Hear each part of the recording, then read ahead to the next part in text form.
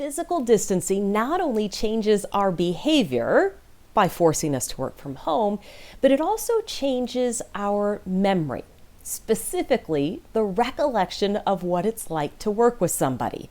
And I don't just mean their mannerisms, I mean their capabilities and their abilities. It's a whole lot easier to discount how hard somebody's working or the work that they can do when you're not starting with that same point of reference of being in the same place. That's why it's so important that you start with the best intent approach when communicating with remote teams. Here's what that approach does.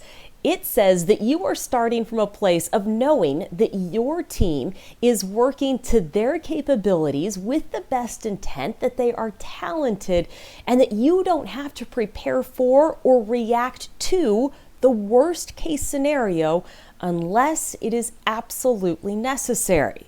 Because if that is your starting point, then you are going to be the pessimist, the micromanager, the person who doesn't trust anybody to do anything.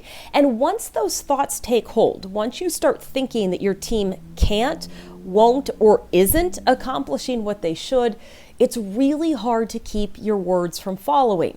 Like the way that you send emails or text messages or the tone of voice that you take in meetings. And that just isn't productive for anybody. So before you get to that point, take a breath, pause, and think about the best intent approach, which simply says you are going to assume the best before preparing for and responding to the worst case scenario. If you have a specific communication issue you would like for me to tackle for your team, send me an email, jen@talksportytome.com, and check out the blog and the resources available at talksportytome.com.